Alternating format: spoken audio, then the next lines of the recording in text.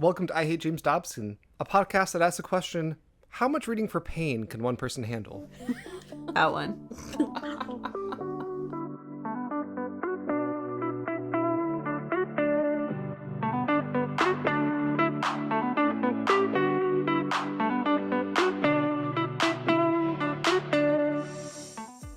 Welcome to I Hate James Dobson. My name is Jake. I'm a former evangelical turned queer sex therapist, and today I am raising the rainbow regalia as I'm rejoined with the radiant, ravishing, remarkable, relatable, razor-sharp rascal, Brooke.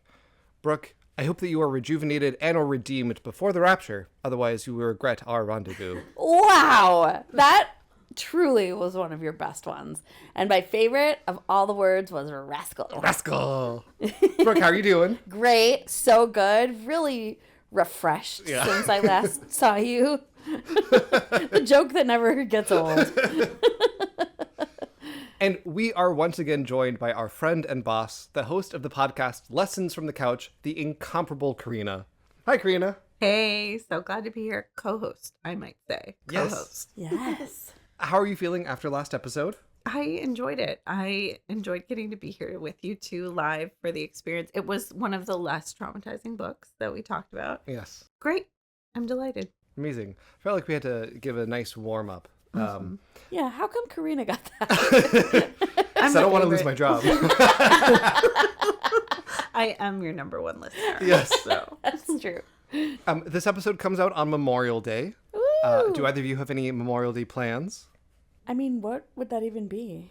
I don't think I'll work that day because my kids are off school. So Nice. that'll be cool. I think I will work that day because I don't have kids. Mm-hmm. And everybody else is off. So you might as well. Mm-hmm. Memorial Day weekend is always International Mr. Leather, which is a big leather convention here in Chicago. Ooh. So I don't know about that actual day, but I will be indulging in some very non-Christian activities over the weekend. Yay! Do you wear leather? Yes. Mm-hmm. Do you have a new outfit or the same one I've seen before? I'm poor, so I have the same outfit that you've seen. I guess I did say, like, is it the same one I've seen before? Oh, that old thing? Oh. I look very sharp and dapper in it. Thank you very much. You do. Last episode was fun and light. We talked about marriage and the Gottmans. We laughed as Dobson talked about the art of making love. Ugh. Today- I did leave feeling just, like, fine. Yeah. That was a new experience. Don't It worry. was great. We'll fix that. Today we're back in our lane. Okay, great. We We have gotta an give Karina the real experience. we have an absolute banger of a book by Dobson. Oh boy. And by banger, I mean I repeatedly banged my head on my desk while reading it.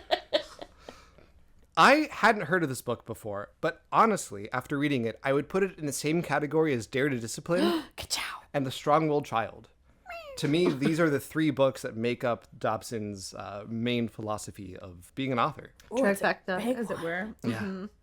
This book is, in parts at least, Dobson's kind of treatise on philosophy, on parenting, and humanity generally. Does that sound big and bad? I'm Yeah. scared. It is. Wait, but you hadn't heard of it? Mm-mm. Our book today was originally published in 1987. Yes. Ooh, I was 5.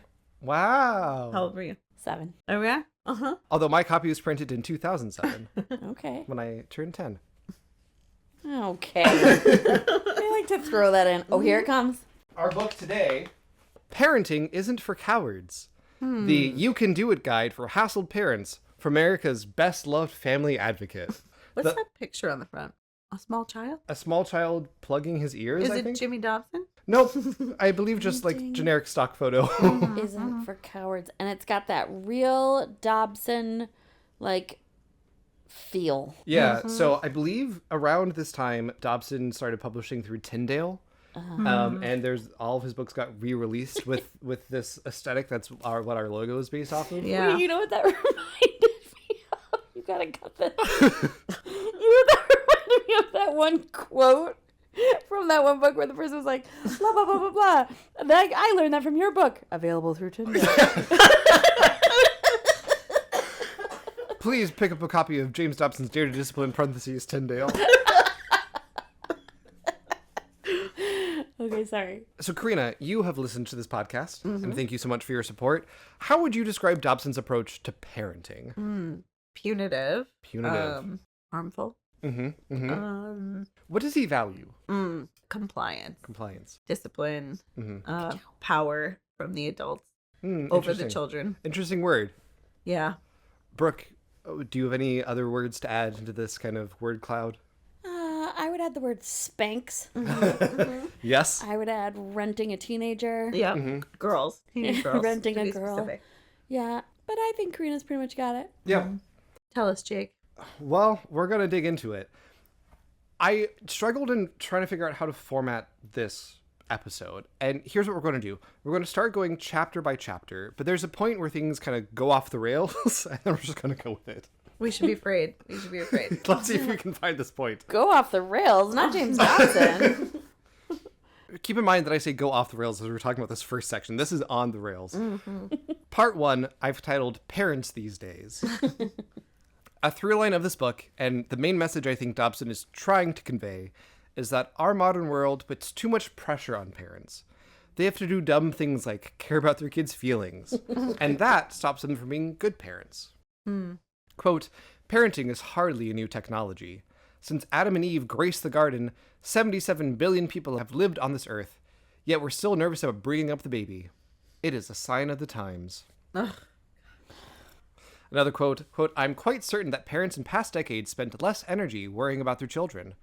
They had other things on their minds. I remember talking to my dad about the subject a few years before his death. Our children were young at the time, and I was feeling the heavy responsibility of raising them properly.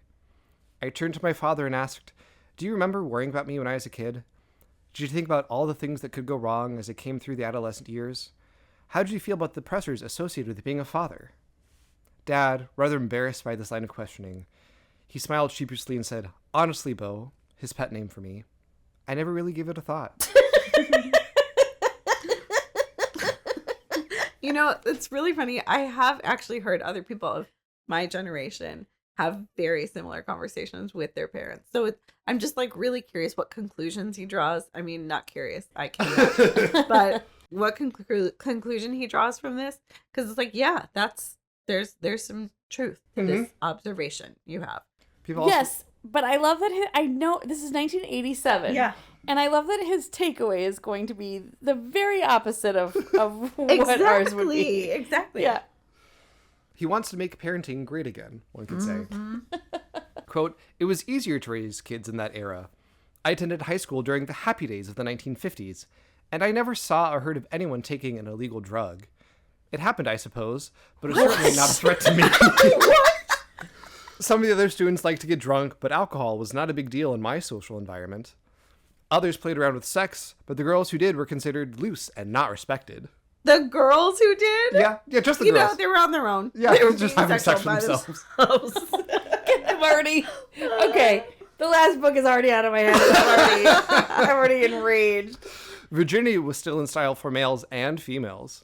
Occasionally a girl came up pregnant, but she was packed off in a hurry and I never knew where she went. Oh my God, as if this is good news. Homosexuals were very weird and unusual people. I heard there were a few around, but I didn't know them personally. Most of my friends respected their parents, went to church on Sundays, studied hard enough to get by, and lived a fairly clean life. There were exceptions, of course, but this was the norm. It's no wonder my parents were concentrating on other anxieties. Oh my gosh. This was not the norm. You were sheltered. Mm-hmm. This is crazy. You were also a child. Yeah. You're also a child. And every child assumes their own experience is everybody's experience. That's Yes. the thing. Right. And then you become an adult and you're like, oh, Also- shit, there's a whole world out there. I'm from a suburb in Wisconsin that was mostly white. I also didn't see a lot of things when I was in this very sheltered environment in grade school. It doesn't mean they weren't happening. Right. Yes. I believe that it was Cody Johnston of Some More News and Even More News who has pointed out that many conservatives say that the best time in the world was whenever their childhood was. How convenient. Life was better for them, and they weren't aware of these bigger issues, and therefore, they assumed many of those issues didn't exist. There's a number of people my age who'll be like, oh my God, in the 90s, racism didn't exist. It's this made up thing. It's like, no, you were 8, and you just didn't know racism was a thing. And you were probably around mostly white people. Yes. You know. I feel like one place we see a lot of that is around autism now. Yes. Totally. Exactly. Yeah. And what he said about gay people, it's like, again, who's the central focus of his storyline? they were weird, but it wasn't really a thing for you, sir. It Yes. wasn't a thing for Right. you because maybe you weren't gay. Right. Also, there were lots of gay people who weren't Yes. weird, who were Yes. also at your school and in your neighborhood. When they're weird to him, you know? Mm-hmm. This all feeds into this mythologized history that we often talk about, especially in reference to American fascism. It's this bygone era. It used to be good back then, but we've distorted it now. Pussified parents of today are incapable of handling strong-willed kids. And he leans hard into the idea of strong-willed kids in this book. Quote, as most mothers know, this kind of compliant child and his strong-willed sibling are so distinct that they could be from different planets. One cuddles to your embrace and the other kicks you in the navel. One is a natural sweetheart and the other goes through life like hot lava. One follows orders and the other gives them. The distinction between them is not a matter of confidence, willingness to take a risk, sparkling personality, or other desirable characteristics. Rather, the issue under consideration is focused on the strength of the will, the inclination of some children to resist authority and determine their own course, as compared to those who are willing to be led. And says Dobson, it's because of us, psychologists and therapists. Quote, I believe parents are the victims of the cruel misunderstanding of which we have spoken.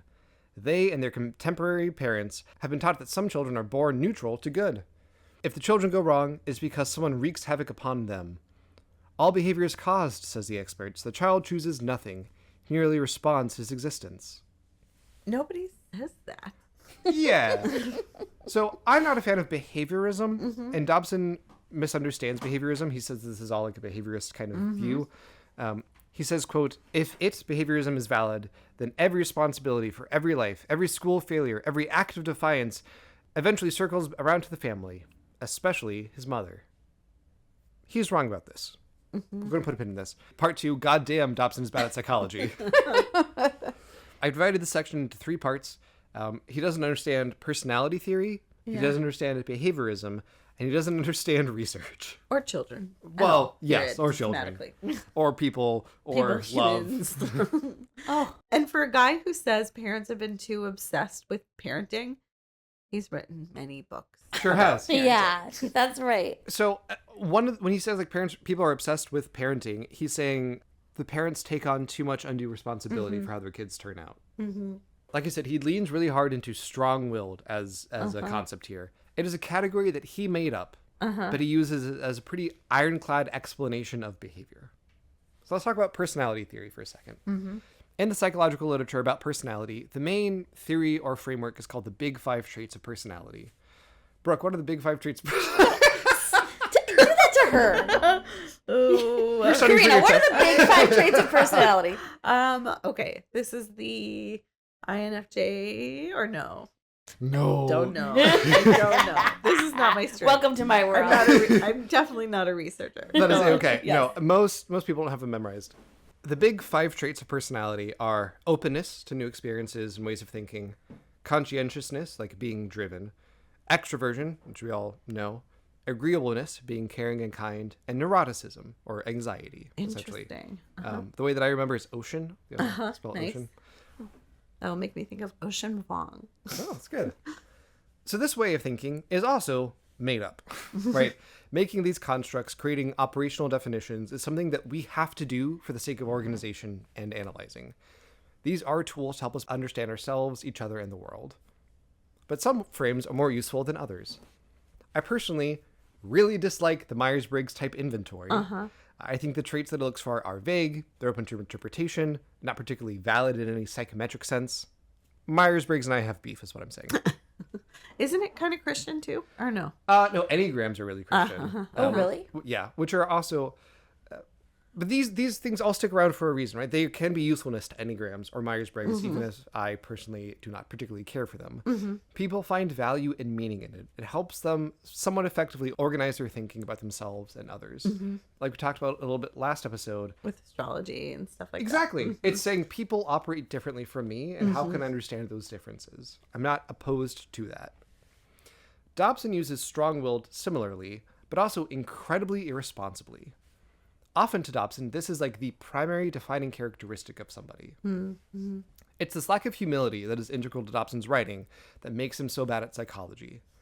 No psychologist I know thinks that the big 5 traits are fully explanatory for human behavior.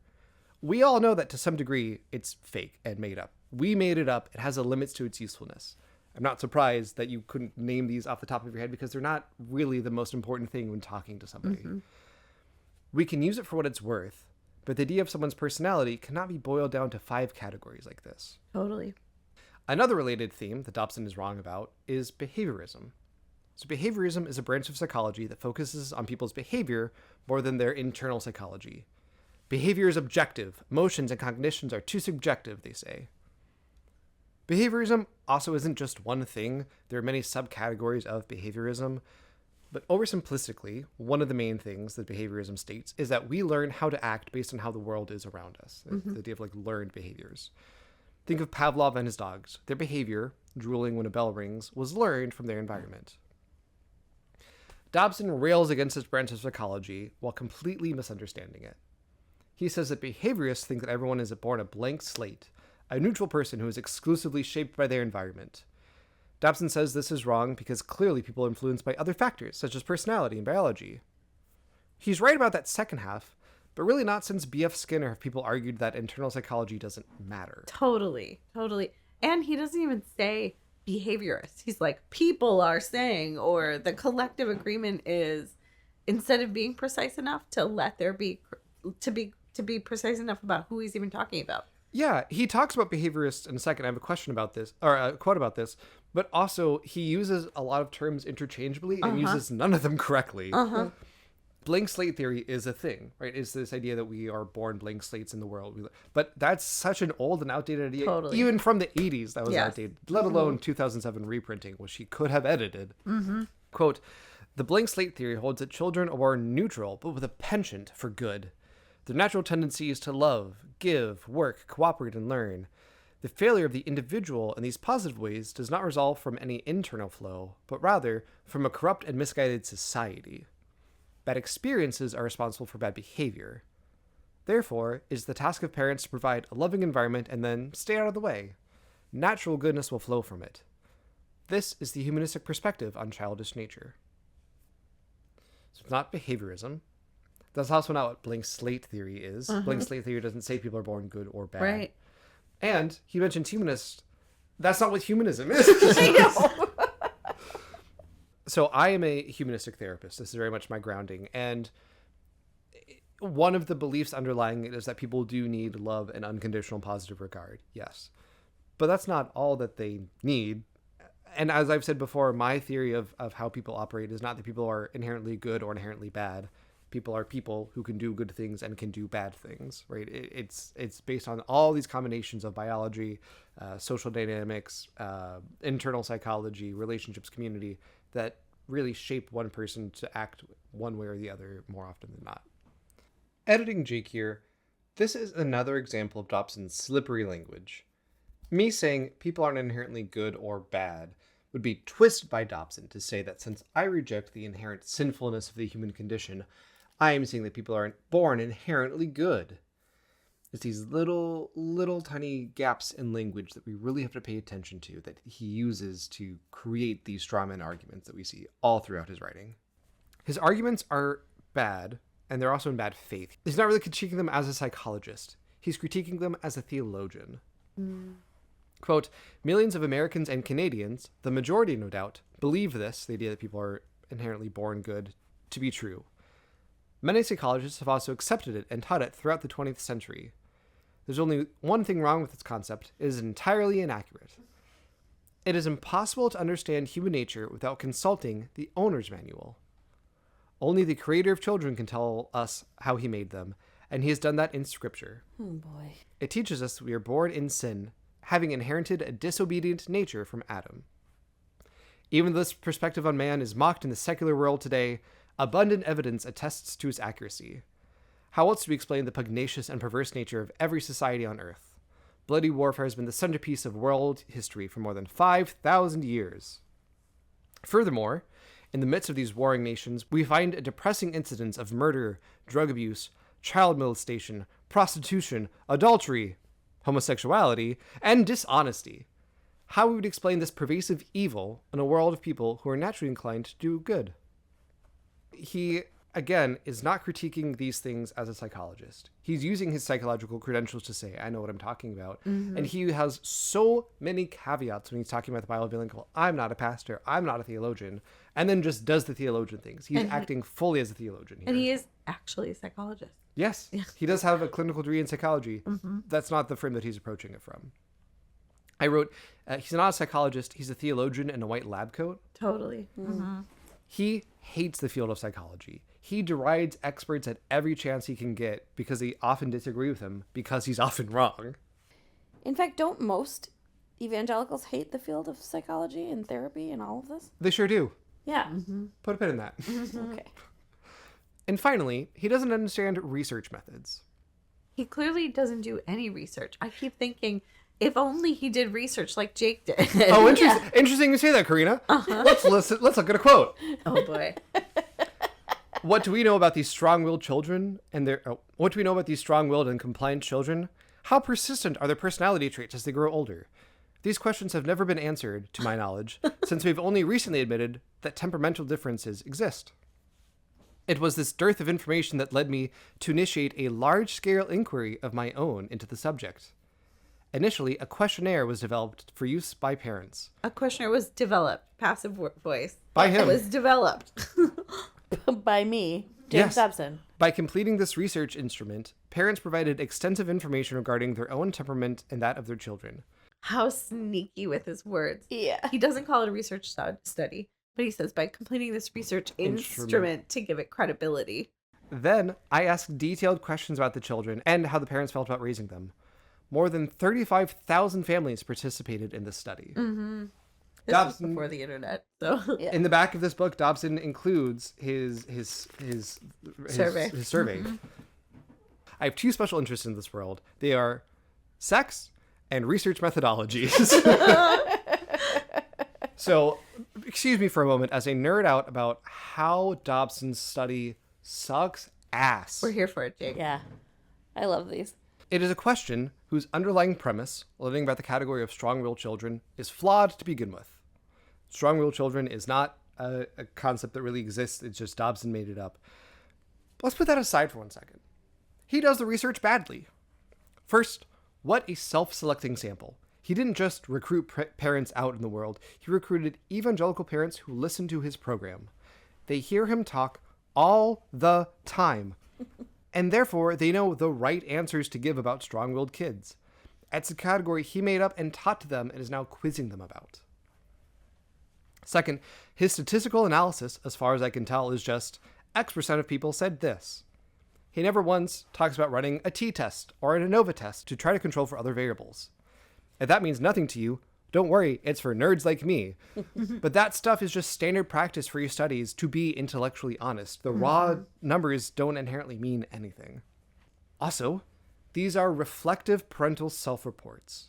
There is a time and a place for these, but you have to be incredibly wary about using someone else's reflective reports and trying to understand people, especially kids and parents.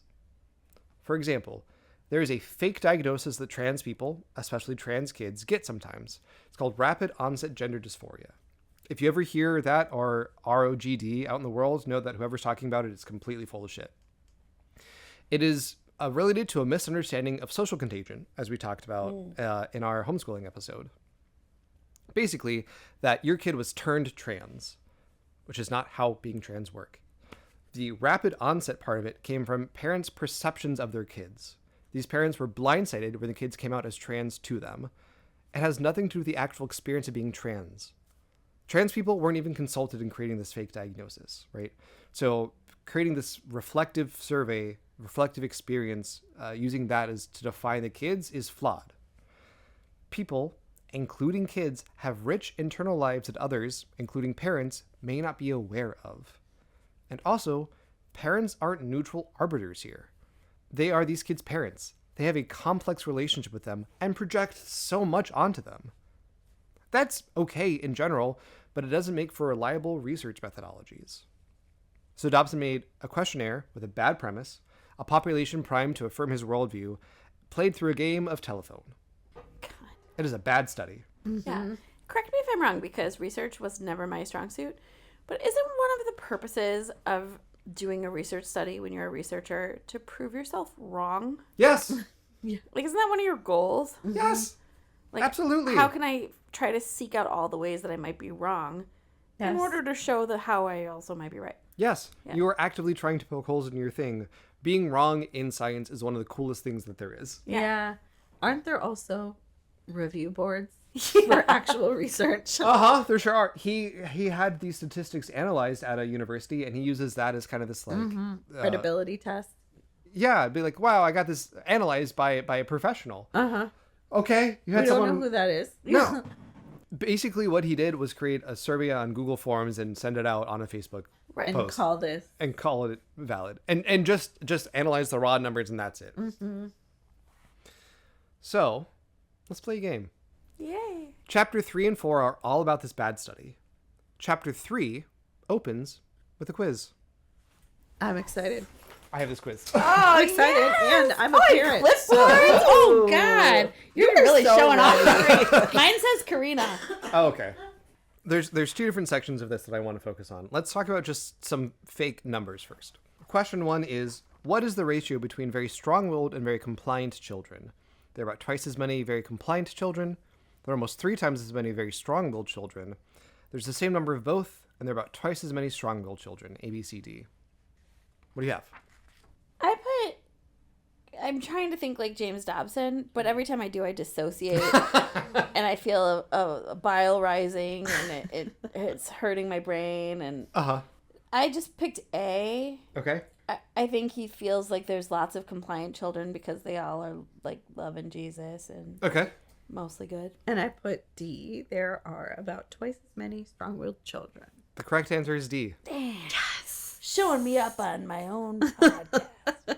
Quote, actually, the true ratio of very strong-willed children is more like 3-to-1 than 2-to-1. Why? Because many of the children in the very compliant category were infants who had not yet been recognized as strong-willed children. Oh my God. When those children under 30 months were eliminated from analysis, 74% of children being studied were very strong-willed and 24 were very compliant. Okay. Question 5. Which statement is accurate about when temperament is identified? I know. A, less than 10% of very strong-willed children are recognizable at birth to 3 months. B, about a third of very strong-willed children are recognizable at birth to 3 months. C, the vast majority of strong-willed children are recognizable at birth to 3 months. Or D, only a few very strong-willed children are recognizable until toddlerhood, when 90%, quote, show up. I said A. Less than 10%. I said C, the vast majority. Neither of you is correct. Oh. It is B, about a third of very strong-willed children are recognizable at birth to 3 months. I crossed that one out. I know he likes a strong-willed baby. He sure does. What he says is that basically a third is recognizable right away, a third is recognizable after 3 months, and the last third is recognizable in toddlerhood. I'm failing my James Dobson test. That maybe means you're healthy. I think so.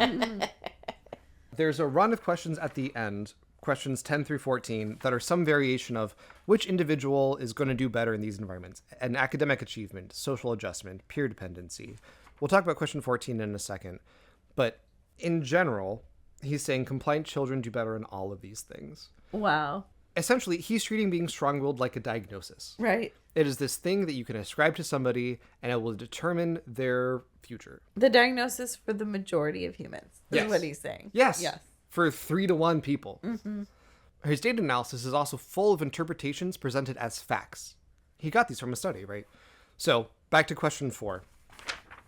Question 4 is, select the accurate statement. Firstborn children are more likely to be strong-willed. Secondborn children are more likely to be strong-willed. Thirdborn children are more likely to be very strong-willed. Or there is no tendency for temperament related to birth order. I'd say A for this. Firstborn. I would say A, and I think I know why. Okay.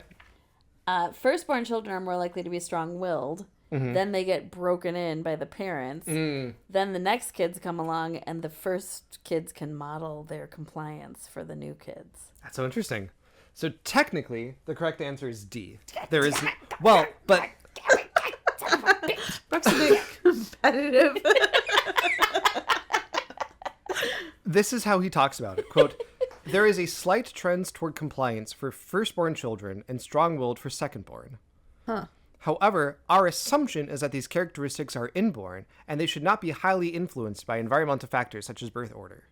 So, in his data, technically the answer would be B. Second-born children are more strong-willed. But he's saying, we don't think that that's true, so let's just dismiss it. Just ignore it. I collected this data, but ignore it. Yes! Please, let me tell you what I think about it instead. Welcome to the podcast.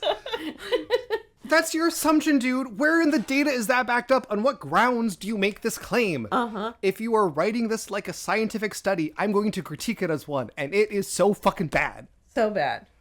And finally, question 14. This was one of the string of who's going to be more successful. Quote, which individual is more likely to succeed in adult pursuits? Very strong-willed child, very compliant child, or no difference? B. Strong-willed.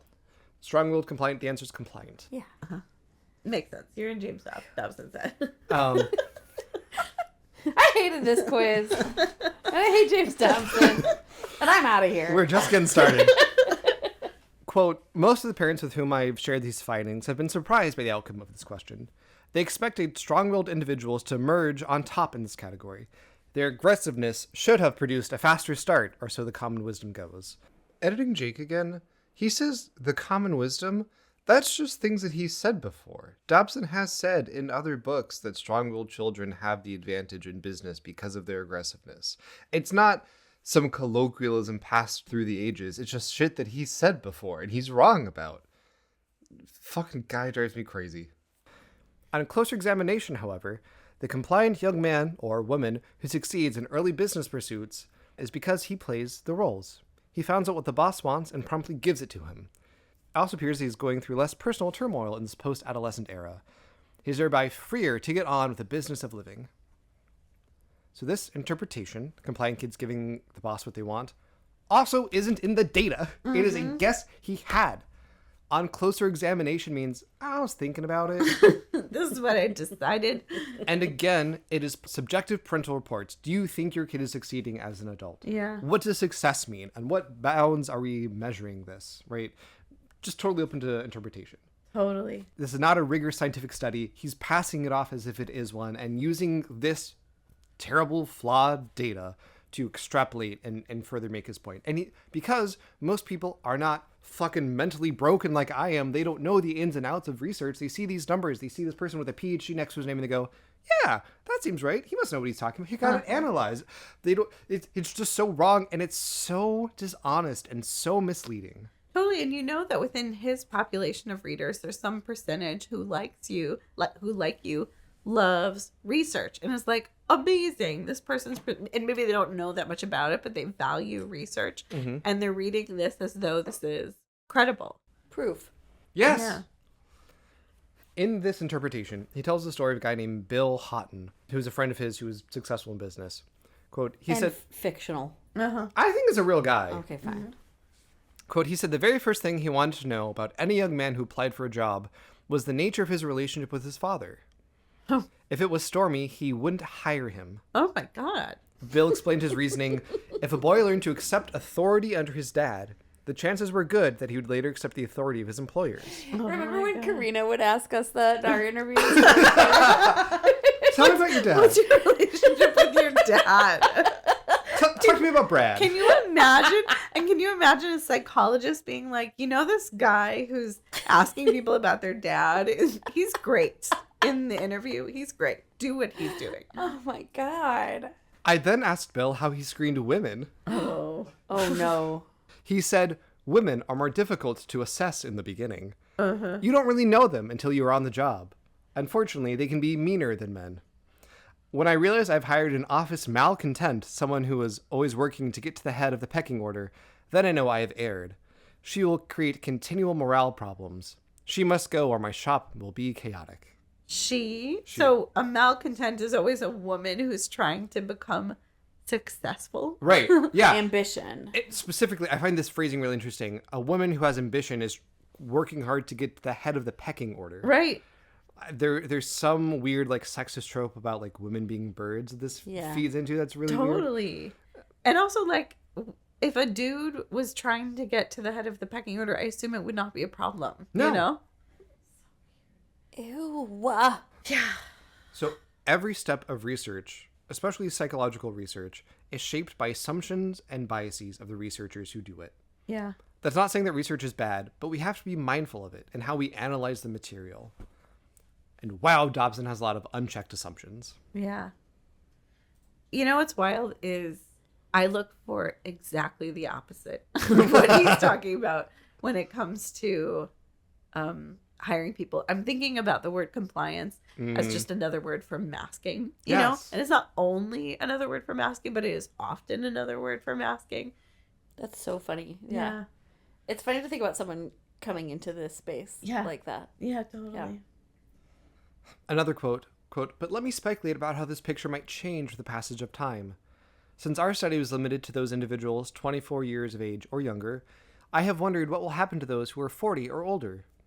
It is my supposition that strong-willed individuals will eventually emerge as the entrepreneurs and leaders. Their desire for independence and their aggressive temperaments might cause them to outproduce their compliant counterparts in the long run." And that's just speculation. It's just a guess based on nothing but his gut. But stated in these parts about data interpretation written for overwhelmed parents, they're gonna take it as a fact. Mm-hmm.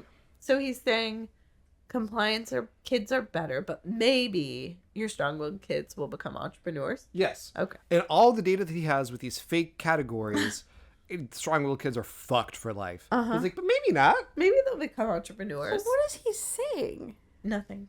Nothing. Yes. Nothing helpful.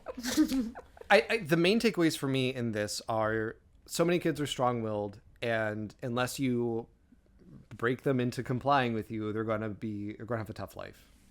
He's the prequel to, oh man, I can't think of his name. Who's the guy with the YouTube show Who Sucks? That is not Eric Town. Anti-vaxxer.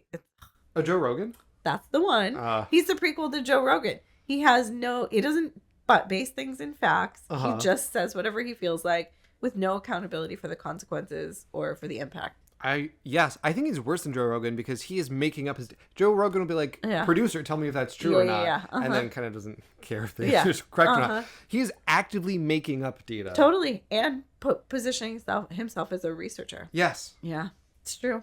Worse. Chapter 4 is titled, What 35,000 Parents Said About Themselves. This self-report to me does feel more valid, although still bad, because it's people talking about themselves. They have more insights here. I have many critiques of this section as well, but we have to move on. We have so much more to get to. We are 6 pages in, and there are 16 pages in the script. Oh my god. Brooke just had an existential crisis. This is Jake's panic. I'm very familiar. The main takeaway I have from this section is how weird Dobson is about sexism. Quote, even a cursory examination of these responses makes it queer. That'd be great. Even a cursory examination of these responses makes it clear that strong-willed children are a great source of frustration not only to their mothers, which we expected, but also to their fathers. I don't know why you would think differently. So weird. A different quote, men appear willing to accept an increasing share of the child-rearing responsibility with the passage of time. Mothers begin in complete charge of their young children, handling 78% of their strong-willed toddlers. From there, they slide downhill in every age category through adolescence. Fathers act related to the greater percentages of individuals between 13 and 20 years of age by a few percentage points. We are assuming that this transfer of parenting responsibilities from women to men occurs because mothers dislike confrontation and are less comfortable than fathers with power games played by these tougher sons and daughters. Wow. At least he's explicit. I guess. I'm assuming. I guess. I find very little comfort in that caveat. Yeah. Like he says, like, I'm not a theologian, but... Totally. And the last quote for this section, quote, many psychologists... There's a reason I included this, but the first part made me laugh out loud. Many psychologists have described a so-called, and puts this in quotes, thing... What? Many psychologists have described a so-called thing, which seemingly occurs between females in the same house. Whether it is the phenomenon of 2 women in the kitchen or a natural competitiveness for the attention of the husband or father, there does seem to be some validity to it. Ew. Yeah. What? What does that even mean? Women compete with each other primarily for the attention of the dad or husband. That's the thing that he puts in it. So gross. Very sexist. Very bad. So gross. And also, like, he, again, The data is bad. The way he collected is bad. And then just like interprets it however the fuck he wants. He doesn't even use it. Yeah. He's just such a turd. Part 4. Dobson is a dick about kids. Mm-hmm. The main point of this chapter, which is chapter 5, called With Love to Parents Who Hurt, for those of you playing along at home, is that some kids are just born bad, and it's not your fault. Quote, "This is my point.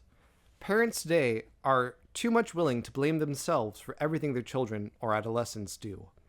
Only in this century have they been so inclined. If a kid went bad 100 years ago, he was a bad kid. Now it's the fault of his parents.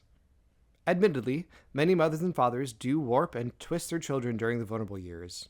I'm not pleading their cases. Believe me, I know that society today is peppered with terrible parents who do not care about their kids.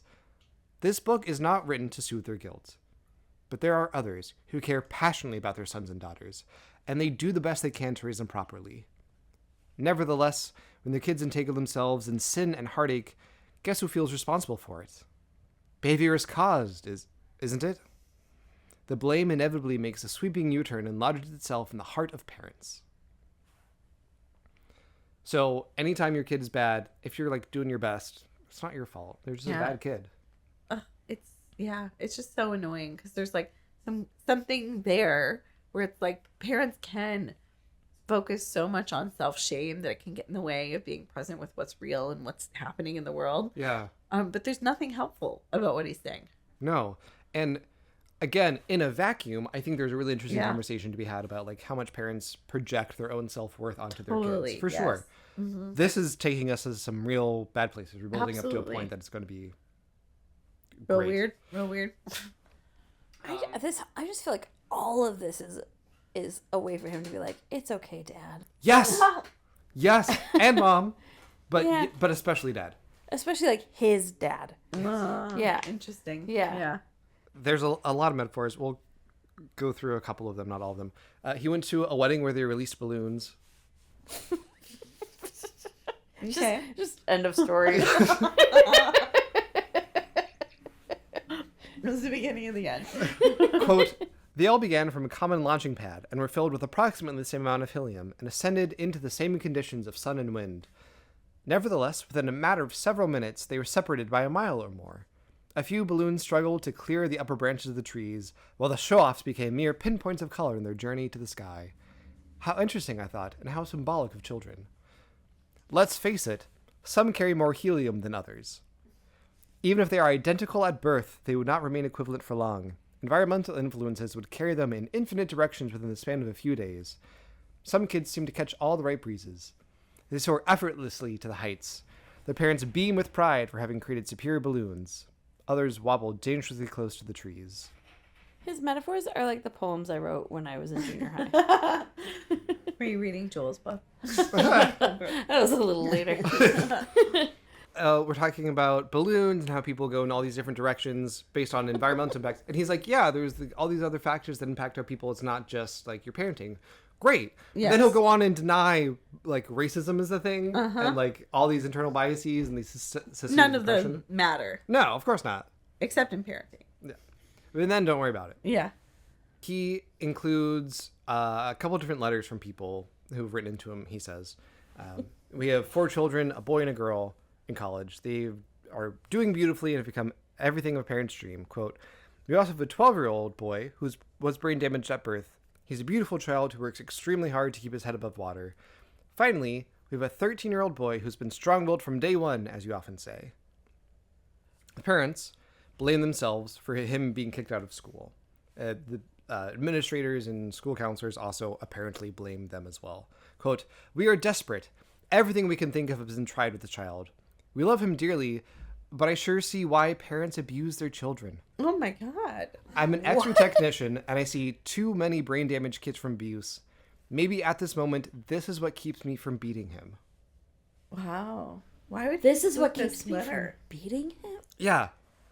It's so he can be like, I get how hard it is. But he doesn't say like, you should like seek Go some get some professional help. therapy. Yeah. Yeah. It's just like, wow. People struggle with this. It's tough.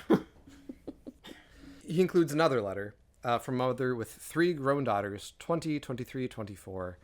I did the best I could to be an example and follow Christian standards. I spent hours trying to show them that each one was valued and loved immensely. I tried to give them room to be individuals, and me and my husband both enjoyed watching them develop into adults. In our zeal, we never even bought a TV set. Ugh, don't you hate people who are like, we don't even watch TV? I don't even have a TV. Daughter number 3 caused us untold grief and worry, and finally at age 18 ran off to live with a 29-year-old thrice married ex-convict. Okay. I didn't know anyone could endure this much pain and still live. At first I thought I would commit suicide. Then I thought I'd go around forever with failure branded on my forehead. It was so embarrassing to see people who knew what had happened. It was worse to run into people who didn't know, because they might ask how our girls were.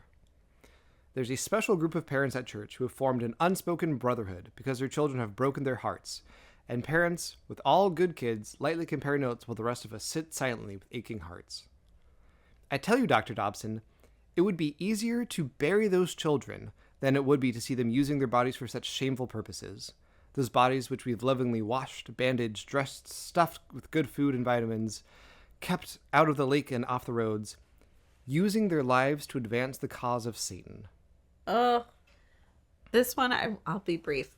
No, go for it. What I think when I hear this is these people are suffering from religious trauma. And what I want for them more than anything is to be able to do EMDR on their negative beliefs that are getting in the way of them being in the moment, in the present, because they're not even able to be grieving about the fact that they've lost relationship with their child. They're grieving about the idea that they're a failure as a parent. And in EMDR, we address these negative cognitions that are pulling you out of being, in the moment. Yes. Religious trauma. That's my point. The thing that really stood out to me, I have it bolded here, is that it would be easier to see them buried than Right. to use their lives to advance the cause of Satan. I'm so thankful for how my parents responded when I was coming out, but I could very easily see a world in which a different set of parents would be like, it would be easier if you were dead than gay. Yeah. And that's a thing I know people who I love have been told. By this bullshit. Yes. And there are kids who do horrible things. There are kids who really do break their parents' heart. And that is something that needs to be talked and discussed about for sure. It shouldn't be talked about like this. No. This is such a gross way of talking about it. And again, Dobson isn't offering structure or critique. Really, it's just like, see, I get it. Parents hurt too. And Yeah. he takes your point, which I think is a very valid point, and then twists it. He's saying you Totally. shouldn't feel this kind of guilt for how fucked up your kids are. But also, don't take any responsibility for your kids. Right. And just kind of wipe it away. Right. Where I would say that feeling that you're having, I presume, is older than even your parenting. And that there's healing that you need to do so that you can approach this child not from this place of how can you prove my goodness as a parent, and instead, as human to human.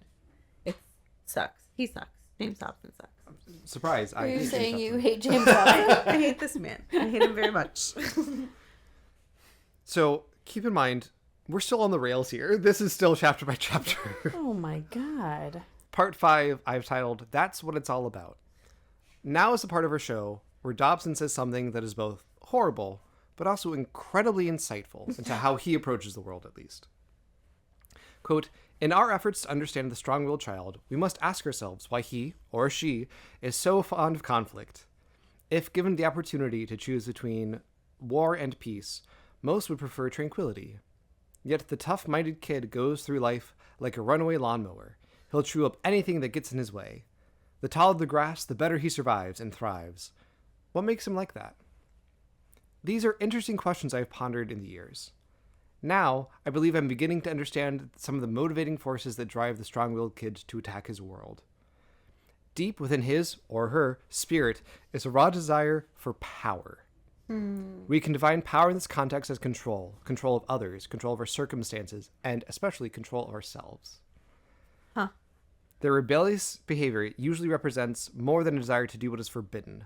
Rather, it is an expression of independence and self-assertion. It is also a rejection of parental authority, and therein lies the significance for us.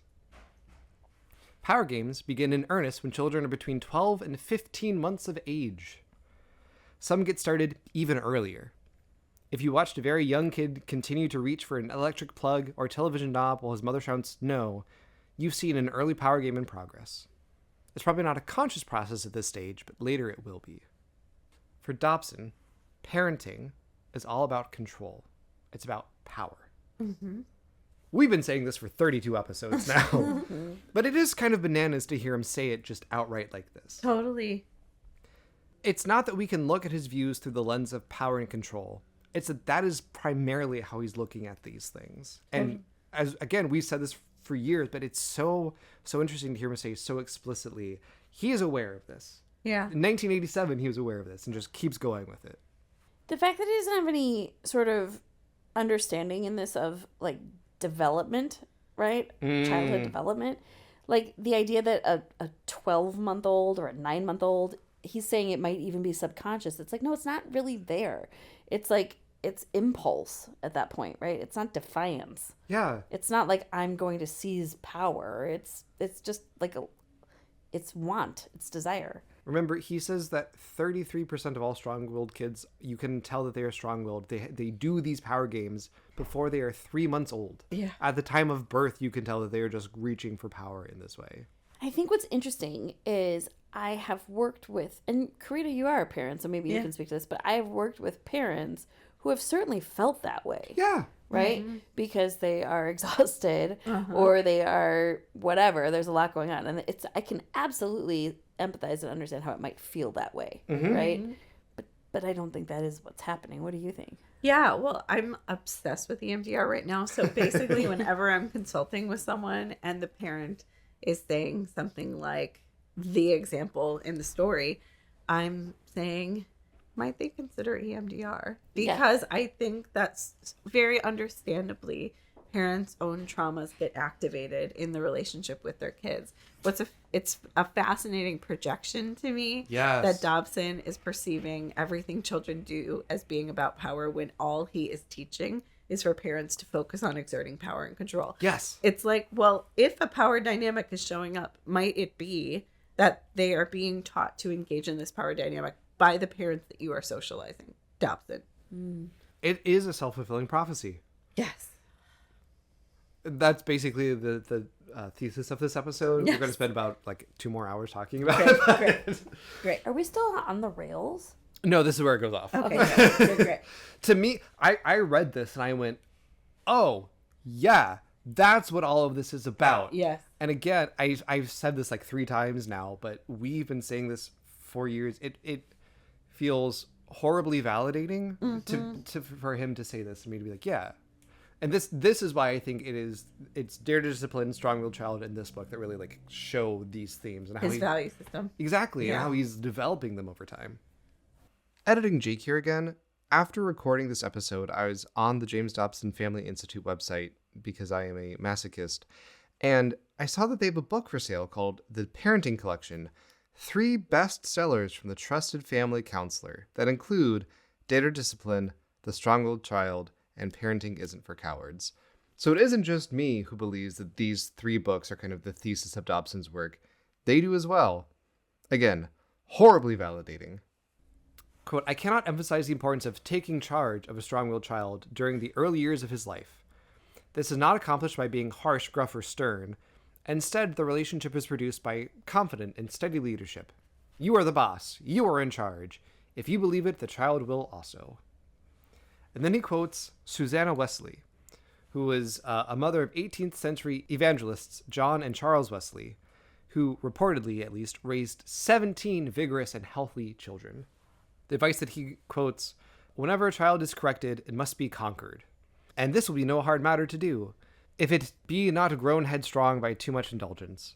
Then, if the will of a child is totally subdued, and if it ever be brought to revere and stand in the awe of parents, then a great many childish follies and inadvertencies may be passed by. But no willful transgression ought to be forgiven, as self-will is the root of all sin and misery, so whatever cherishes this in children ensures thereafter wretchedness and faithlessness. This is still more evident if we consider that Christianity is nothing less than doing the will of God and not our own, the grand impediment to our own temporal and eternal happiness being this self-will. No indulgence of it can be trivial. For Dobson, this affirms his distinction between regular irresponsibility and willful defiance. Here he quotes Dare to Discipline, Ka-chow. Quote, in my opinion, spanking should be reserved for the moment ages 10 or less, where they express a defiant I will not or you shut up. When a youngster tries this kind of stiff-necked rebellion, you had better take it out of him. And pain is a marvelous purifier. Oh, God. It is not the occasion to send him to his room to pout. It is not appropriate to wait until poor, tired dad comes plodding home from work, just in time to handle the conflicts of the day. It's just such a bummer because there's 1,000 bummers, but one bummer is I feel like there's so much relief in admitting as a parent that looking back, there's so many places that I went wrong, that I could have done it differently. Yeah. And sharing those with other people, you know, it's the same way I do business. It's like tell the stories about the mistakes you made so other people can like learn on the shoulders of them. And he does precisely the opposite. He like really like digs in on the shit that messes people up and is like, do more of that shit, you know? Yes. Obviously, I'd read Dare to Discipline. I read it 3 times for a Dare to Discipline episode. Jake. We're concerned. We talked about this. I read calling a hospital. I'm doing great. But pain is a marvelous purifier. Like, really stood out to me this time. It was like, I don't think I included this later on. I definitely had it in my notes. He basically treats spanking as like a behavioral reset button. Totally. Where like if you spank your child and inflict pain, it'll like reset them to the default of like trying to love and be caring and nurturing. Yeah, pain is a marvelous purifier in talking about little children. Mm-hmm. Yep. The tougher the temperament of the child, the more critical it is to shape his will early in life. Quote, I'm not recommending harshness and rigidity in child rearing techniques. What? Clearly. You are precisely doing that. No, he says he's not. He said he did. He said he's not. No, Corina. No. I don't believe in parental oppression. I don't know what that means. Furthermore, I want to make it clear that corporal punishment is not to be imposed on babies. Oh my God. See, I'm a good guy. I'm a good guy. Stop it. Don't spank a baby? But didn't he tell us once we should spank a baby? Well, I think it depends on how we define baby. There's a quote. He puts the number for the child abuse hotline in this. He doesn't say that's what it is. He just says, like, if you are tempted to beat your child too much, call this number, which I guess is to his credit. Whoa, this is Again, so off the rails. He's a groomer. He's a groomer. He's like, see, I have the child abuse hotline. And then, quote, these challenges to authority will begin at approximately 15 months of age and should be met with loving firmness. A thump on the fingers or a single stinging slap to the upper leg shall be efficient to say, you must learn when I tell you no. So corporal punishment to babies is bad, but 15-month-year-old is fine. Mm-hmm. That's a baby. Yes, 15-month-old. That is a baby. Editing Jake here, yet again. Guess I'm feeling spicy today.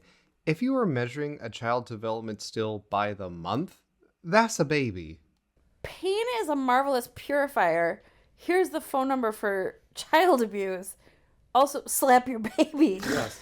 This is just like a It is off the rails. You're not wrong. Yeah. There's a saying, our friend Talia Levin in her book has a chapter called Let the Fire Make You Pure, Let the Pain Make You Pure. It is this idea that like the more pain you endure on earth, the greater your reward in heaven will be. That's what makes you holy. Mm-hmm. And it's so fucked. Mm-hmm. This one's really bad. What a great way to establish your power over someone through the use of violence. To say your body is not your own. I own it. I can make it feel good and I can make it hurt. This is where he gets his fetish for spanking, I believe. These power games are inevitable, so it's important that you win them early. Quote, it is when parents desperately try to avoid punishment that their level of irritation reaches a dangerous level. By then, anything can happen. This is why I contend that those who oppose corporal punishment on the grounds that it leads to child abuse are wrong. By stripping parents of the ability to handle frustrating behavior at an early age, they actually increase the possibility that harm will be done to their children as tempers rise. He's saying it is basically inevitable that you hit your kid when they're being a dick. And if you do it when they're young, you're not actually going to hurt them in a big way when they're older. And he's saying using corporal punishment, will it lead to child abuse? It is child abuse. Right! It is already child abuse. I think back to I think it was in our Dare to Discipline episode, Ka-chow, but... I love this. Thank you. One of the things that really stood out to me, I read a study for that was talking about like trying to measure the impacts of spanking. Yeah. And they tried to separate it from other instances of child abuse kind of on its own. And in their study, they had to disqualify so many people because so many people started with spanking and then it increased to other more direct forms of child abuse, things that the study considered child abuse. Like even in their own operational definition, these things so merge into each other. Totally, because I'm not saying every parent who uses spanking is inherently physically abusive. There are so many contextual factors, but what I am saying is being angry and being dysregulated and then using physical punishment is like a highly precarious thing. Yes. And the chances of being out of control are so high. And when people are angry, their brain loses its capacity to totally be present to what's happening in the moment. So they can't even credibly remember it later. Mm-hmm. And to that end, Dobson's advice is spank immediately. It's not enough to wait for dad to get home. It's not enough for you to cool off and like say, is this what I want to do? It's you set it up beforehand, you tell them the rules, and once you're in it, you do it. Yes. My mom, I don't remember being spanked, but my mom would smoke a cigarette before she would spank anybody. She said she wanted to make sure. Exactly. I just cannot believe we are still fucking talking about spanking. It's his thing. That is his main thing. Remember, we're in 1987. Oh, and then 2007. And 2007 and also 2020. But it's like another book. Like, we have had so many books about this. This guy. He Well- clearly wants to be spanked. I don't know. I just wish he would let himself get spanked. I called it a fetish, Yes. and like I mean that there's Yes. weird like sexual undertones to how he talks about some of these Yes, things. it's like, dude, just go get in a spanking community. Leave the rest of us alone. Give Shirley a paddle, we'll be fine. Exactly. Part 6. It's called, I've titled Child Abuse for All Ages. Dobson's focus on spanking is for little kids. He says not after age 10 because it will hurt their feelings, which is bad and horrible and gross reasons we've talked about, and unfortunately we'll have to continue to do so. Great. But his ideas of parenting through control and power do not stop there. He sees power as a central force through childhood and through a person's lifespan in general. He has a whole chapter that's a Q&A because he loves his fucking Q&As. Oh, his Q&As are so good. At least in this time he admits, like, I'm going to answer questions that I think people might ask. At least he like, owns this time. Yeah, at least he's honest. The question is, my 6-year-old greatly loves to use silly names whenever he speaks to my husband and me. For example, this past week he's been calling us you big hot dog. Every time he sees us now, it's hi hot dog. Before that, it was dummy and moose after he studied the letter M for moose in school. I know it's silly, I know it's not a huge problem, but it gets so annoying after such a long time. He's been doing this for a year now. How can we get him to talk with more respect, calling us mom or dad instead of hot dog and moose? Spank the shit out of him. Yes! No. So he literally made up this story Yes. so he could tell people to spank their children. His answer is, what we have here is a rather classic power game, much like those we've discussed before. Contrary to what you said, it is not so insignificant. Strong-willed Tim, the kid's name, is continuing to do something that he knows is irritating to you and your husband, yet you are unable to stop him. A small child knows irritation. He knows irritation. Go on. That is an issue. Yeah. Appeasement for a strong-willed child is an invitation to warfare. Never forget this fact. The classic strong-willed child craves power from his toddler years, and even earlier. Since mom is the nearest adult who is holding the reins, he will hack away at her until she lets him drive his own buggy. So yes, a 6-year-old saying, you're a hot dog, is worthy of spanking, because it's a power game, actually. Wow. To me, this is it. It's like when I'm irritated, and you said it better before, but when I'm irritated as a parent, I'm deciding it is my child's fault and responsibility that I'm irritated. Not that maybe there's something happening with me that the words hot dog are so activating to me, you know? Yeah. That's absurd. Mm-hmm. It's absurd. Yeah, like that's a kid having fun and Yeah. entertaining themselves. And it's not fun or funny to an adult because it's child humor. Totally. I also find it really interesting that she, in this made-up question that he just made Right. up, he includes, he just learned the word M Yes. Or the letter M for moose in school. There was like a generous opportunity there. He's applying knowledge to the world and trying to Yes. figure out how these words and language mean in his Yes. own made-up example. Right. Also, there's a lot of evidence, research that suggests that ignoring things that you don't like will go a pretty long way. Yeah. So you could just ignore it if you don't want to do anything else. Dobson also says child abuse is a game the whole family can play. What? A letter from a mom. Nearly every child is strong-willed, but not every child is strong-willed. That's in italics. Oh. Our third and last daughter is strong-willed. She is 21 months now, and there have been times where I thought she must be abnormal. This mom sends a follow-up letter 5 years later. Before she turned 2, Sally Ann would regularly brutalize her older sisters, ages 4, 8, and 12, even having the 12-year-old in tears at many times. A spanking from me did not deter her in the least. Finally, in prayer one day, the Lord plainly showed me that her sisters must be allowed to retaliate. I carefully and clearly told my 4 girls that what they were to do next time they were attacked by their sister, they were to give her a good smack on the top of her chubby little leg next to her diaper. Sally got the point. Within 2 days, the attacks ceased. When she had to be spanked, we could expect an hour of tantrums. It would have been so easy to give up and ignore the misbehavior, but I am convinced that without it, our Sally would have become, at best, a holy terror, and at worst, mentally ill. That got me. Tell your listeners the discipline does pay off when administered according to the Word of God. I know we're trying to move things along, but I think that this anxiety that everything is high stakes, it wasn't even obvious to me that this was like rooted in Christian socialization, but I remember feeling it. One of my, like, he had to be 2 or 3 at the time, and my kiddo was hitting and whatever. And I went to my therapist and I was like, what if he's a sociopath? She's like, that's not what's happening, know, because things just feel so high stakes. And maybe it's not only Christian socialization that like gave me that sense, but I feel like you don't need someone reinforcing the idea that every moment is high stakes. Yes. Every moment isn't actually high stakes. And the underlying philosophy here that it is because he's strong-willed that he's doing it, and that strong-willed nature is evidence of his inherent sinfulness. Problem. That just raises... So Exactly. because you hate people, you're going to hell. So I'm going to have to cure your sinfulness in this moment and every moment. Yes. Yeah. A 21-month-year-old, like an almost 2-year-old, the idea of like attacks and terrorizing, it's like, no, this is like a toddler. Totally. And it's not to say, I mean, there are parents confronting really, like what you were describing before, there are parents confronting really hard stuff where they don't know what's going on. And using this fear mongering is not helpful. No. You know? Mm-hmm. But that's kids. He also, again, expands it throughout the lifetime. Quote, why can an 18-year-old be taught to attack an enemy gun placement or run through a minefield, yet he panics in the quiet company of his peers? Whence cometh this great vulnerability?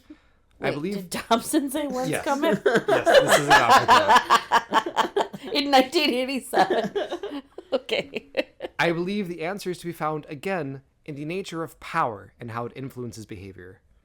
Adolescent societies built on the exercise of raw force is the heart and soul of the value system. It comes in various forms, of course. For girls, there is no greater social dominance than physical beauty. A truly gorgeous young woman...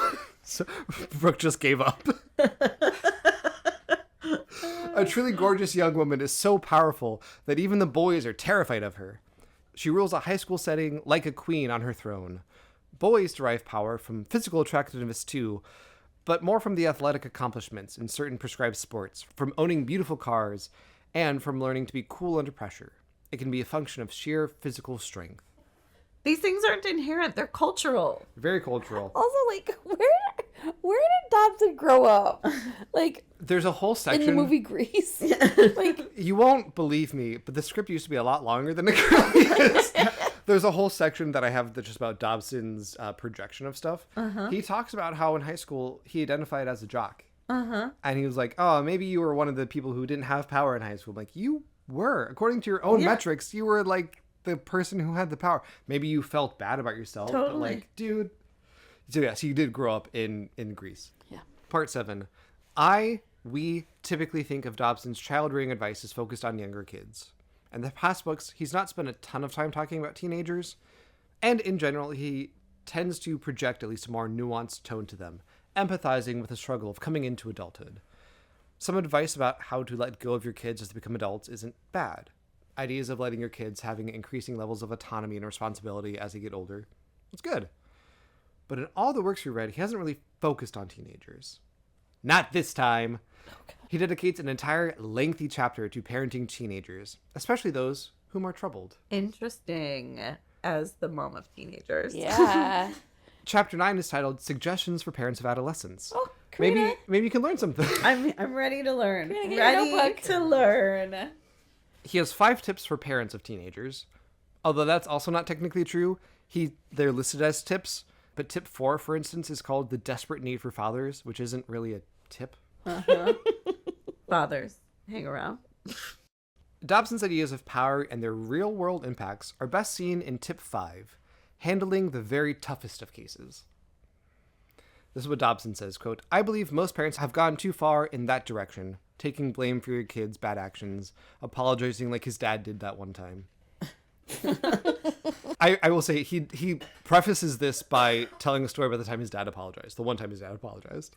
There is a time for parents to get off their knees and quit apologizing. They have sought to avoid conflict by groveling and appeasing their strong-willed adolescents, and in so doing, they've made what turns out to be a tragic mistake. Please remember this fact. To a power-hungry tyrant of any age, appeasement only inflames his lust for more power. Wow. This is not the main point of this section, but he's used this word appeasement of this. Yeah. Appeasement is a historical term. Brooke, do you know appeasement? Yes. Yes. Okay, cool. So I don't need to explain it. Right. For the listeners out there, appeasement was the official political policy that the UK had towards Nazis. Just like let them do their thing and Hitler will like go away. And it could be just like an interesting choice of words, except for the fact that Dobson talks about Hitler all the fucking time. Right? He knows what he's saying. He's intentionally drawing Intentionally. this comparison and saying like, if you just like appease them, Yeah. no, that you expect them to go away and things will resolve, but it won't. Yeah. This is going to be a great episode for anyone playing I Hate James Dobson bingo. Spoiler alert, there's no mention of Ted Bundy as far as I know. Oh, I mean, man. Not yet. Not yet. Well, there just was one, I guess. So. Yeah. So he goes on to talk about parent battering, where children and adolescents hit or harm their parents, which is a real thing that happens. Mm-hmm. This is how he talks about it. Quote, one father was almost killed when his angry son pushed him down a flight of stairs. He insisted the boy did not have bad temper. Someone needs to be in charge, said the researchers who were talking about parent battering. Obviously, I agree wholeheartedly with these psychiatrists. Having been appointed to President Ronald Reagan to serve in the Ew. National Advisory Commission of Ew. the Office of Juvenile Justice and Delinquency Prevention, I am very familiar with the pattern of youthful violence. I've seen cold-blooded killers who are no more than 13 years of age. Many of them came from homes where authority was weak or non-existent. Oh, yes, because most family abuse is children to parent. You know, most Yeah. of it, obviously. A cycle of abuse? That seems incorrect. Totally. Yes, technically there are kids who will commit Sure. violent acts course, like that. Sure. That is by far not the vast majority of people. Very small. By far. Very small percentage. Yes, but that does exist. But keep in mind that that's what he's using Yes. as the frame of reference when he talks about these things, and that's also not how it gets interpreted. Yes. And he's saying it as though it's like some major problem or the vast majority Yes. of circumstances. But this is really how all strong-willed teenagers are. Quote, though it would be glib to imply that there are simple answers to such awesome questions, I believe one organization was on the right track.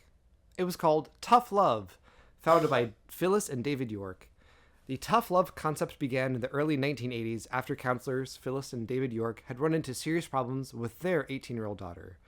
Instead of groveling and whining, parents of rebellious teenagers are encouraged to stand firm and take appropriate action. This may include taking away the family car, restricting the use of the telephone, and refusing to intervene when the teen is in jail. It may also involve locking out a drug user of his home. Dobson enlists some help here in this description. He reprints an article by Ann Landers. Firstly, this article is literally 10 pages long in this book. It's longer than like some of the chapters. Wow. Ann Landers was a popular advice columnist back in the day. Brooke, you're nodding along. Do you know anything about Ann Landers? Of course. Do you know who Ann Lander's sister was? Who? No. Dear Abby. Was it? Yes. So they were sisters. Oh, yeah. They definitely were sisters. Ah. fascinating. Oh, yeah. And I read a lot of both of their That stuff. seems right. Yeah. That seems right. So your best friend, Ann Landers, is quoted extensively in this book. I didn't know this until researching. Ann Landers is the one who popularized the razor blades and Halloween candy myth. Really? Uh-huh. Yeah. Oh, I know all about that, too. That Yeah. sounds right. So, real reliable source of information. Ann Clearly, Landers is what I'm clearly saying. credible. It's very self-centered to me. I have a couple different quotes here. She's talking to a teenager, quote, "Accept responsibility and quit blaming your parents for your mean mouth and foul moods. If you don't like the way you are, go work on yourself and become something different. Enough of this, you damaged me, now take care of me nonsense." And that's tough love. It's a cop-out. Guilt laid on parents by you kids so thick you can cut it with a knife. To parents, quote, "Remember, you have the right to a night's sleep without worrying where your kid is, or being awakened by a phone call from the police, or in a hospital, or by a drunk teenager who's stranded somewhere. It's time you started taking care of yourself and letting your teenager be responsible for his or her actions." Just a reminder that in the 80s, there was a commercial that would come on around 11 o'clock at night that would say, "It's 11 o'clock at night. Do you know where your children are?" It was so, like, anti-worrying about your kids. Yes. Knowing where they were, what they Yes. were doing. It was so focused on yourself. Yes. Ann Landers hates professionals. Quote, "The sad truth of the matter is that for too many years, parents have been bamboozled by experts who have sopped up half-baked theories and how-to books instead of using the brains God gave them and reacting to their natural instincts when the kids push them too far in an attempt to test the limits." Like James Dobson. Right? Yeah. That's what I wrote! God, imagine writing a series of how-to books for kids. By in the 80s. experts. Yeah. Yeah. Oh, God. Another quote, "Of course, after years of accepting blame and guilt laid on them by psychiatrists, it's not easy to make this turnabout alone. You'll need help." End quote. "Not all kids are in trouble. We see many children who are law-abiding, generous, kind, and a pleasure to be around. Chances are that these children were not raised by books." Wow. This is slightly beside the point, but We're here for it. I found it useful. She ends this article with the section I've titled, "The Culture War is a Forever War and It's Always Been Stupid." High school teachers have written to tell me that on Monday mornings, at least 1/3 of juniors and seniors walk into the classrooms stoned. Yeah, 80s. And, quote, "There are countless factors over which parents have no control. The economics of the country, for example, the post-World War II money boom, with TV showing us all these wonderful things we simply couldn't live without, created a wildly acquisitive society. And let's not forget Vietnam, the biggest mistake this country ever made. Editor's note, I'd say genocide, but go off. The richly deserved disgrace of losing to a small country 10,000 miles away not only infuriated a generation of young people, but made them anti-American and provided them with an excuse to look like bums." Wow. That's a ride. That's a real ride. And then he's sort of highlighting Ann Landers. So all those quotes were from the Ann Landers article. Yeah. So interesting. Ann Landers has this phrase, and this is where I want to tie it back. "It's time to try something else. I believe self-help groups like Toughlove are the most effective approach to problem solving." Brooke, Corina, Yes.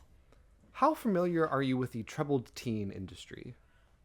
Ooh. Sort of Yeah. loosely. Loosely? Yeah, loosely. Yeah. Definitely. I think I grew up with not grew up. As I got older, I came into a sense that there was a place teens were sent when they were acting out. Yeah. Okay. So you know of it as like, go away, deal with your problems elsewhere. Brooke, what do you know about the troubled teen industry? Sorry, I'm so far down this Ann Landers rabbit hole. I'm so sorry. They were twins. There was a feud. They were twins? Those aren't even their names. Oh, they were great. Esther and Pauline. I know it It's was- just so much. I can't wait to Future go home. episode that Brooke does. Yeah.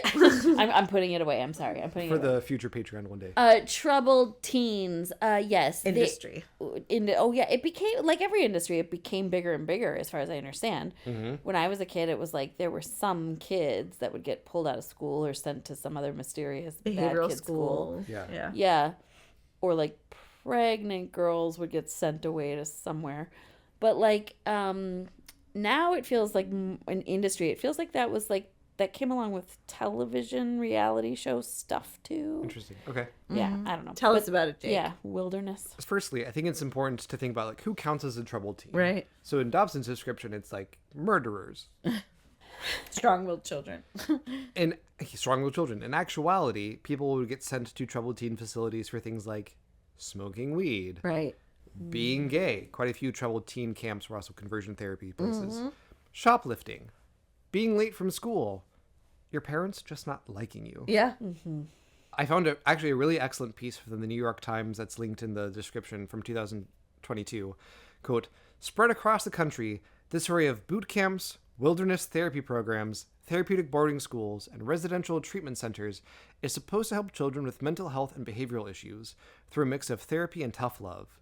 In reality, it is harming many of the children it purports to be treating because of the reliance on archaic tactics, a lack of oversight and regulation, and a focus on maximizing profits. As a guy who's advocating for spanking, he's calling those archaic tactics. This is from the New York Times. Oh, got it. This is a critique my of bad. that. Got it. He loves this industry. Got it. The roots of the troubled teen industry can be traced back to the 50s with a group called Synanon, but it really started taking root in the US in the 80s. It is a really important topic and deserves a lot more space than we're giving it here. I recommend checking out the last podcast on the left series on the troubled teen industry, as well as the Behind the Bastards episode on Synanon. Suffice it to say, Toughlove is one of many similar programs. Toughlove, it's all capitalized and all one word, was, in practice, a franchise support group for parents. There would be a local chapter. You could go to meetings with other parents and talk about how to give tough love to your troubled teen. If you kicked your kid out of the home, for instance, these are people they could go to. Or these are the people who would pick your kid up from jail. More often than not, though, these groups were the meme of two dumb bitches telling each other exactly over and over again as their kids got worse. I found two sources from Inside Toughlove that I want to share with you to help you understand what really these things were. The first is an academic paper whose authors sat in on Toughlove meetings and analyzed their rhetorical strategies. Let me know if any of this sounds familiar to you. Quote, the parents agreed that neither teachers nor police were helpful. Their consistent storyline was that the schools did not teach, the teachers could not control their students, and students were permitted to use drugs right on school grounds. The police refused to come when they were called, and if they did come, they generally took the teenager side in the dispute. This call for a return to traditional values had fidelity because it resonated with stories from the parents' youth, and because of the loss of the old ways accounted for the traumas they had experienced. In this sense, the tough love narrative was one of historical renewal, a promise that the past could be recreated and the security and comfort of a bygone era recaptured. Parents believed that they were good people who'd been misled. The tough love narrative was appealing to them because it confirmed their self-perceptions and absolved them of their failures. They may have been too kind, too lenient, not tough enough, but it was their children who had really failed because they took advantage of their parents' kindness. The tough love story was compelling because it so completely absolved parents of their guilt and relieve their sense of failure. This story also provided parents with a course of action that, at best, showed their children who was in charge and established rules they had to follow to remain part of the family and, at worst, allowed the remainder of the household to lead normal lives after the delinquent youth was shown the door. The last quote from this article, the other great danger in the tough love story is that it can be readily adapted to fit all children in all situations. For example, during our observation, we noted that if parents told the group that they did not believe drugs or alcohol were responsible for their child's bizarre behavior, they were given a lecture on how to substantiate these abuses. Other potential reasons for the child's erratic or destructive behavior, including emotional or psychological disturbances, were dismissed without consideration. The tough love story, thus, proved quite elastic and was easily stretched to permit the conclusion that bad drugs or a bad crowd caused all behavioral problems, and therefore, all required the same remedy. I picked these quotes out because I think they reflect so many of the things that we've noted throughout this episode. Parents is not your fault. It's the environmental factors. It's the kids being wrapped up in a bad crowd. Absolve yourself of these things. You need to set the boundaries, and if they don't follow them, well, that's their fault. The second source I want to share is a Reddit thread I found of self-identified survivors of tough love programs. Obviously, I cannot verify that these people actually went through it, but this is the impact that it had on people in their own words. Quote, my abusive mother was in the cult, and that's exactly what I think of it. Because she had an angry and unstable teen daughter, because she was abusive and controlling. I got caught shoplifting. She was in this group with other parents who had kids, like selling drugs out the back door and leaving the house every night to get drunk. I was a risk-averse, nerdy kid who never drank and never smoked, never attended a single party, and sometimes slammed my door and yelled at her. Neither my mom nor the people in her group seemed to see the total disconnect here. They taught each other ways to abuse us, quote-unquote consequences that weren't legally abuse, like taking away the light bulbs in my room and all of my shampoo and soap and telling me they were privileges I had to learn. I have 3 examples. This is number 2. Quote, in my case, my parents started going because at 16 I had moved out of the house and in with a friend and his mom. I'd been in trouble with school and with cannabis. They wanted to hatch a plan to force me to move home, and Toughlove gave them a methodology to do that. The threat was I either moved home or I'd be sent to residential treatment. So I moved home. There was about 6 or 7 weeks of tenuous peace at home, and then some more of my misbehavior was discovered, and I was ultimately sent to residential treatment at the Family Foundation School, FFS. FFS used Synanon attack therapy tactics combined with radical Catholicism and a very particular interpretation of AA's 12 steps. Toughlove, to me, is by definition destructive to the family connections. I needed support and guidance more than anything. I needed to know that love was unconditional. I was 16. I thought I was an adult, but I was still a child. I needed unconditional love from my parents. The rules of Toughlove meant that my parents' love was conditioned on the behaviors they wanted to see. And, quote, my experience in the Toughlove years lasted from ages 12 to 17. I was always behind locked doors of the newest behavioral facility. For my entire adult life, I've been trying to fix what Toughlove broke. If the goal was to make us kids better, it failed. Nobody built us back up. And when I really think about it, I haven't survived anything because I still deal with the trauma daily. And here's how James Dobson talks about this program. Quote, do I recommend them personally? Yes, with 2 reservations. Toughlove is not a Christian organization, although I never knew them to contradict our basic beliefs. And 2, any franchise program like this will be no better than the people who operate it on a local level. You could get a lemon, so to speak.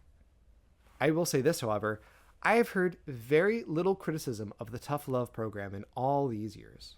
Wow.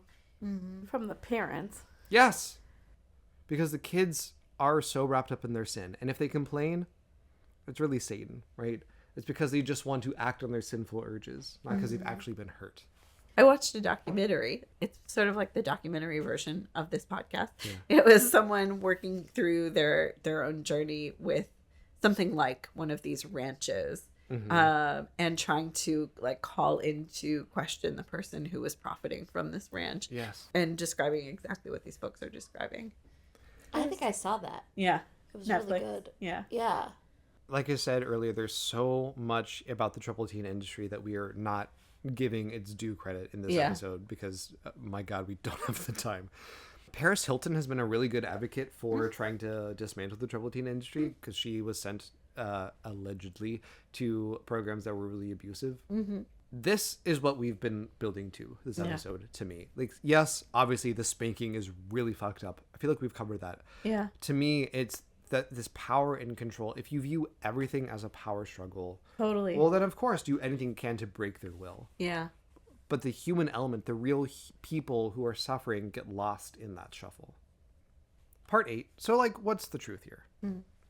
It is important to look at how power shows up in relationships, especially in family dynamics. Structural family therapy, for instance, is all about, well, the structure. The invariant prescription in this style of therapy is for parents to go on a date without telling the kids where they're going. It strengthens the parent dynamic and puts them back in charge, back in this position of power. Sure. But Dobson doesn't just say you should consider power. It is the defining lens through which he's viewing parenting and human relationships generally. Kids acting up, they're being defiant and you need to reassert your rightful place in charge. Kid crying in public, spank them. Your wife nagging you, she's trying to take power away from you. When you're a hammer, everything looks like a nail. Why power matters. Kids don't know shit about the world. They need you to help them learn how to be a person. You are the expert in personing. You have the power. It is given to you. You know what is dangerous and what is needed to operate in society. And kids do need boundaries and guidance. Discipline, not hitting them, but some forms of discipline like timeouts, natural consequences, removing of privileges, is important. But you aren't just in charge. You aren't king of the house. You aren't a dictator. Kids aren't your possession. They have autonomy over their body. A supervisor of mine talked about parenting with curiosity, which is a frame I find really valuable. Having a good relationship with your kids, where they can come to you for hard things and not have to worry about you enacting violence on them, is vital to being a good parent, in my humble opinion. Also, humility is important. As your kids are learning how to operate in the world, they're learning how to talk about their experiences. You certainly will, do something that hurts them, and that you don't think it was that big of a deal. Validate them. Apologize. Help teach them how to learn from this. The both of you. My dad, Brad, once told me, parenting is about balancing justice and mercy. But I will always want to give you the benefit of the doubt. If that makes me a fool, at least I'm a fool for you. Oh, Brad. I love that. It meant That the was world so to me. nice. It was at a really tough time in my coming out journey as well, so it really meant a lot to me. You have such a nice family. I'm a fan. Therapists blame everything on the parents is a stereotype and a punchline about therapy. I can't speak for all therapists, and I'm sure someone out there has. But that's just not true in my experience. And also sometimes it is the parents' fault. Yeah, I would just say I have so much compassion for parents and for the challenge of parenting, the responsibility of parenting as a parent myself. And I think there's a high burden of responsibility when you choose into or find yourself in that role, you know? And I don't think you have to sacrifice one for the other. You can have that compassion and hold be in accountability with parents. And I think that's the model we want for kids, right? Have compassion and be partners with them in learning how to be self-accountable. Absolutely. I think I do actually talk to my clients a lot about their parents. Yeah. I don't know that I blame everything on their parents. Yeah. I really parse it out for them. Like, it's not all your parents' fault, but let's look at your parents, like, role in this. Yeah. Just understand the impact, you know? Yeah. Part of parenting is accepting that in some ways you're going to fuck up your kids. Exactly. Yes. Being a person in the world is inherently a traumatic experience, right? Totally. You shouldn't feel so disabled by that. But also you should learn the responsibility that takes, and that, okay, you know what? I'm going to fuck my kids up. I'm going to accept that, but also I'm going to accept that I can apologize for that. Learn from Totally.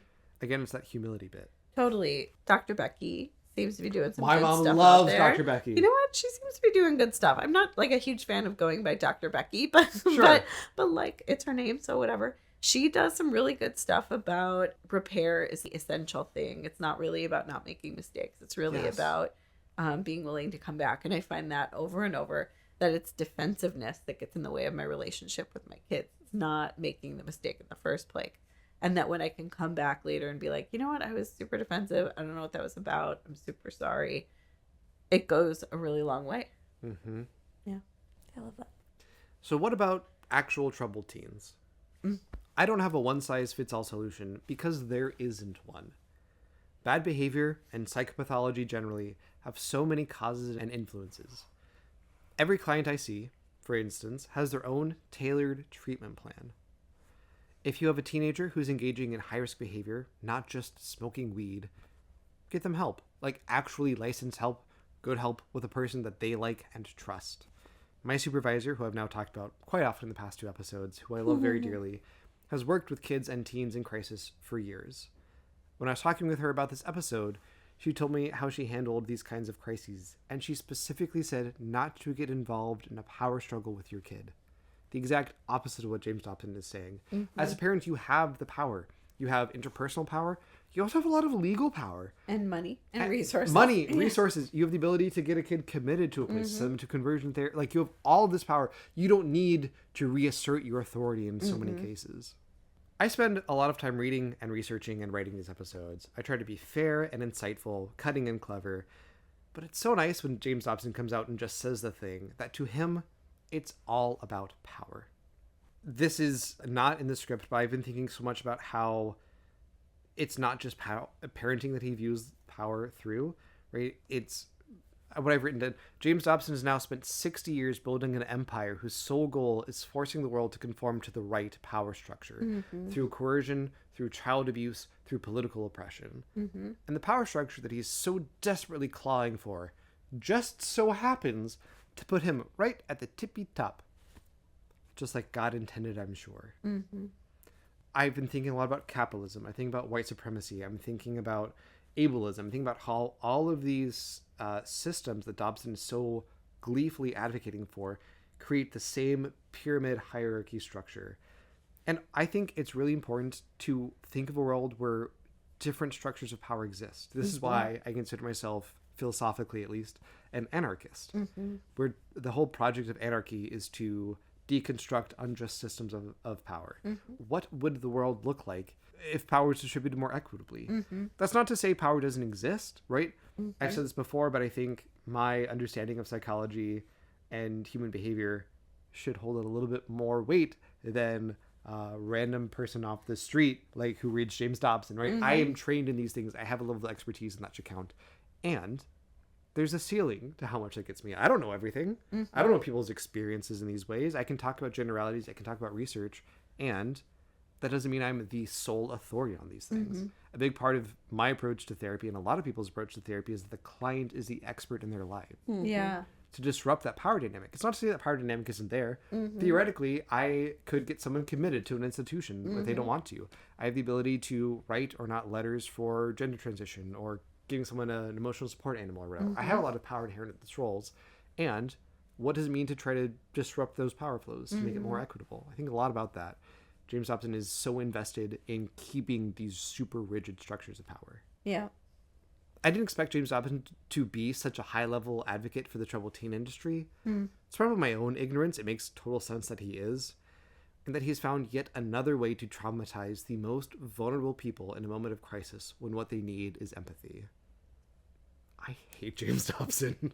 I hate James Dobson. I hate James Dobson. Do you hate him a little more? Every time more. Good. I love this podcast, and yet I hate James Dobson. That's exactly what we hoped for. That's the goal. Corina, first of all, congrats on surviving an actually traumatic James Thank Dobson. you. I'm so great. This is great. I'm so glad to be here. And thank you so much for lending your wisdom and expertise to this. I really appreciate it.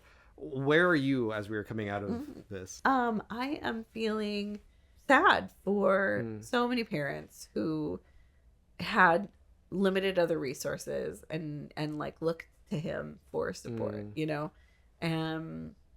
But I'm here to say there are other resources, you know. I know the people listening to the pod, reading the pod, one might say, That's right. know this. But, you know, I'm just here to say in every place there are resources that can guide you on on a better path. And something I wanted to mention is for parents whose kids are acutely mentally ill, I have a friend who's part of a community that's building resources specifically for that subpopulation, because something that they're finding is that the traditional family therapy models don't really attune to the needs of that particular community.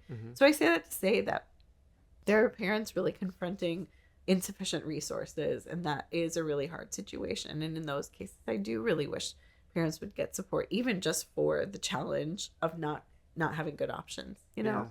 Yeah, that's me. I do have so much empathy for parents who feel like their life is spiraling because their kid is making these choices or experiencing these things that are so beyond what they imagine their kid could experience. Yeah. But that doesn't give any excuse to abuse your child. Totally. And there are resources out there, and there should be more resources out there. Totally. I see why people get sucked into this world, and I am first and foremost very angry on behalf of so many people who are suffered at this. And to me, some of these parents also suffered at the hands of James Dobson. Absolutely. People often don't get sucked into this because they want to hurt their kids. It's because they think they're doing the right thing. And James Dobson twists it and divides families. They're in the cult of James Dobson. Totally. Very Or the cult of white Christian nationalism.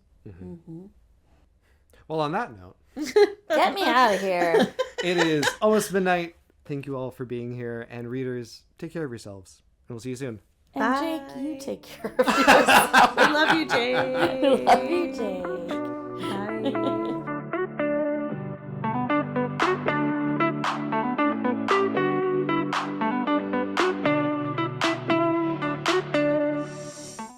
I Hate James Dobson is a labor of love. Written, recorded, edited, and produced by me, Jake. I'm honored to be joined by my amazing co-host, Brooke. If you're enjoying the show, please consider rating and reviewing it. And if you want to connect with us more, you can find us on TikTok, Instagram, YouTube, Reddit, and Blue Sky at I Hate James Dobson, and unfortunately still on Twitter at I Hate JDobs. If you want to email us, you can do so at ihatejamesdobson@gmail.com. Special thanks, as always, to Drew, Lindsay, DJ, and Jack. Our theme music is by Mood Maze, and the song is called Trendsetter. Thank you for enjoying the show.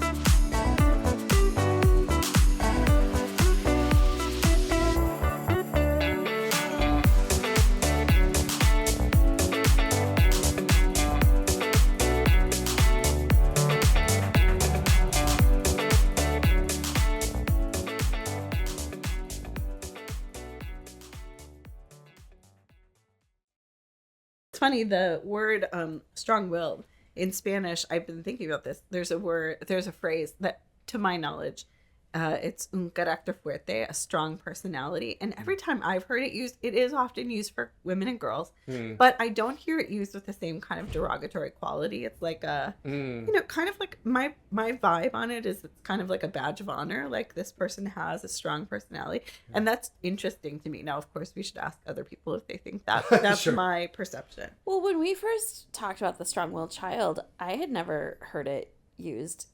I see you peeking. I never heard it used negatively either. I always thought it was a positive. Yeah.